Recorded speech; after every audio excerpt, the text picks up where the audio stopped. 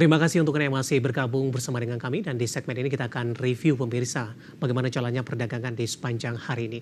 Dan kami ingatkan kembali Anda masih bisa berpartisipasi di WhatsApp interaktif di 0812 di 8788 di 3723 seperti yang tertera di layar televisi Anda nantinya.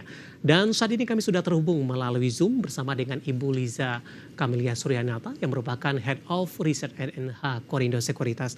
Kita akan langsung sapa saja. Ibu Liza, selamat sore. Apa kabar Ibu?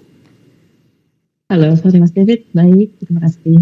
Terima kasih juga Ibu Liza sudah meluangkan waktu di IDX Channel. Di perdagangan awal pekan indeks harga saham gabungan kembali melanjutkan pelemahan Ibu. Kalau kita gabung dengan posisi pekan lalu, ini pelemahan sudah terjadi dalam 4 hari secara berturut-turut. Semakin tertekan dalam ke 7.100-an. Analisis Anda, indeks harga saham gabungan sudah masuk fase bearish tidak, Ibu Liza? Saya masih berharap pada level 7.000, level psikologis yang mungkin bisa menahan penurunan IHSG lebih lanjut ya. Jadi sekarang ini sudah tanggung, saya rasa di 7140 posisi saat ini kita tunggu sampai angka 7.000 atau at least 6950 sebelum IHSG ini merubah tren. Sebelum merubah trennya menjadi lebih bearish ya ke arah sekitar 6.700. Tapi memang untuk kalau kita lihat trennya secara jangka panjang ini memang masih relatively sideways ya. Bisa dibilang range pergerakan kita memang agak sempit. Jadi untuk bearish saya rasa ya kita masih di situ-situ aja, kecuali mungkin lebih rendah lagi daripada 6.900. Baik, arah indeks harga saham gabungan dalam jangka pendek dan menengah. Oke, untuk jangka pendek, tadi saya katakan bahwa kemungkinan kita harus terpaksa menguji level 7.000, angka bulat di situ mudah-mudahan bisa menahan penurunan. Secara RSI atau indikator relative strength index juga sudah masuk ke wilayah oversold.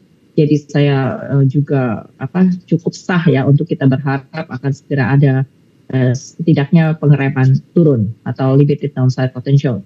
Sedangkan untuk jangka menengah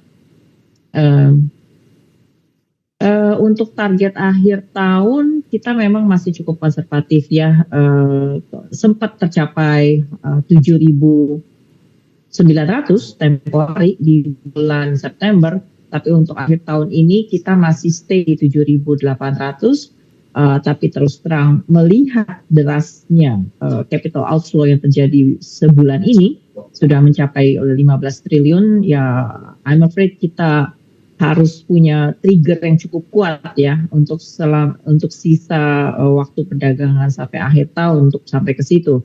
So maybe dengan target yang lebih konservatif, saya letakkan di sekitar 7.450, 7.500. Baik, ada revisi ini Bu dari target sebelumnya Ibu Liza? Iya, sepertinya demikian Mas David. Oke, target sebelumnya di berapa Ibu? 7.800. Oke, 7.800. Potensi indeks harga saham gabungan ini tampaknya hanya ke 7.400 sampai dengan akhir tahun, mengingat dari beberapa sentimen yang berkembang dan pola pergerakan teknikal indeks harga saham gabungan dalam beberapa waktu terakhir. Ibu Liza, secara keseluruhan kontribusi dari beberapa sektor terhadap indeks harga saham gabungan didominasi oleh perbankan dan juga komoditas begitu Ibu. Mix di antara kedua sektor ini memberikan kontribusi sebesar 60%. Nah, posisi saat ini sektor inilah yang menjadi pemberat dan menjadi sasaran dari aksi jual asing. Saya mau ke perbankan big cap terlebih dahulu Ibu. Bagaimana analisis Anda? Beberapa saham hari ini juga sudah menyentuh ke level terendahnya dalam 3 bulan terakhir. Ya. Jadi despite harapan kita Mas David kalau sudah ada limited downside potential di sini, kita harus lihat dulu sektor penentunya adalah apa, finance. Nah, for example kita lihat BBRI ya, BBRI saat ini di sekitar 4.370 sampai 4.300, hopefully juga sudah ada potensi pelemahan terbatas di situ. Berhubung IHSG gain juga sedikit lagi sampai ke sekitar 7.100, 7.000.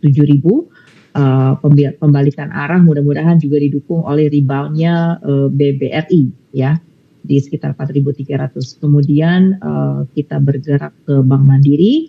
Bank Mandiri Ditahan saat ini sebentar juga boleh Ibu, lagi mohon maaf Ibu Riza. BBRI rekomendasinya seperti apa Ibu? BBRI mungkin buy on weakness 4.370 sampai 4.300, tapi belinya bertahap ya. Oke. Kemudian target dekatnya di sekitar 4.500 sampai 4.600 dulu. Baik. Kebetulan sudah ada pertanyaan yang sudah masuk di WhatsApp interaktif kami. Ada Bapak Andrew dari Tangerang Selatan ini. BBRI harganya nyangkut cukup jauh Ibu di 5.155. Analisis Anda paling tidak untuk meminimalkan kerugian yang terjadi. Oke, untuk cut loss sekarang saya rasa sudah terlambat, Pak Andrew. Jadi mudah-mudahan BRI-nya itu akan segera berhenti turun di 4.300. Nah, tapi berhenti turun is one thing, potensi rebound-nya is another thing. Jadi karena trennya memang masih dalam channel turun, jadi untuk target jangka pendek, BRI mungkin akan bergerak terbatas dulu ke 4.500, 4.600. Baik, dari BBRI kita langsung bergeser ke BMRI, Ibu. Hari ini di 6.300, melemah di 0,79%, tadi sempat ke 6.225. Bapak Andrew punya harga juga yang nyangkutnya cukup jauh di atas di 7.200, Ibu Liza? Bank Mandiri sama, sekali tiga uang dengan BBRI di sekitar 6.300, 6.200. Ada support di mana RSI juga sudah ada sedikit positif divergence ya, ada harapan. Sama-sama ini di sektor finance, resisten yang krusial harus dilewati pastinya di sekitar 6.450 sampai 6.700. 6.450 sampai 6.500. Nah, target dekat karena sekitar 6.600 atau 7.000. Nah, Bank Mandirinya masih downtrend, jadi mungkin belum bisa ke 7.200 dulu untuk waktu dekat. Oke, BBCA Ibu, jelang pembagian dividen ini. Untuk BCA, BCA yang langkah pertama yang harus dilalui oleh BCA adalah naik ke atas MA10 itu di angka 10.200. Kemudian baru menuju ke 10.500. Nah, di angka bulat 10.000 ini merupakan suatu penentu apakah bisa bertahan di level psikologis itu atau tidak. Kalau closing di bawah 10.000, saya rasa ini akan menuju ke sekitar 9.800 lagi atau 9.600 bahkan. Baik. Buy on weakness-nya di level berapa Ibu? Kalau turun lagi mungkin sekitar 9.800 atau 9.600. Tapi jika pergerakannya sama dengan rebound-nya BBRI Bank Mandiri, hopefully BCA-nya ini segera tembus ke atas 10.200. Baik, analisis dari beberapa saham perbankan Big Cap dan lagi-lagi keputusan investasi tetap ada di tangan pemirsa IDX Channel. Kita beralih ke sektor energi Ibu, ada Adaro, ini juga cukup menyita perhatian investor di sepanjang perdagangan hari ini. Kabar baik yang disampaikan, tapi hari ini secara teknikal Adaro mengalami koreksi yang cukup dalam. Sebenarnya sudah price in atau seperti apa kondisinya Ibu untuk Adaro? Adaro dalam midterm atau jangka menengah ini masih cukup aman di tren naiknya. Jadi justru ketika hari ini ada RUPS dan sejumlah aksi korporasi dan juga ada kabar baik mengenai dividen yang jumlahnya cukup menarik. Jadi level 3.720 menurut saya ini sudah bisa dikategorikan spekulatif buy. Tapi memang belinya bertahap. Dengan average up jika Adaro sudah bisa naik ke atas 378 sampai 3.900. Untuk target dekat probably sekitar 4.100 sampai 4.300. Baik, penutupan hari ini di 3720 melemah di 5,10% di tengah kabar baik yang disampaikan oleh Adaro, dan lagi-lagi keputusan investasi tetap ada di tangan pemirsa IDX Channel. Baik Ibu Liza, kita jeda terlebih dahulu, nanti kita akan coba lihat saham-saham pilihan apa saja yang Anda rekomendasikan, dan nanti juga kami akan sampaikan bagaimana posisi penutupan perdagangan di sesi kedua hari ini. Dan pemirsa, kami akan segera kembali sesaat lagi.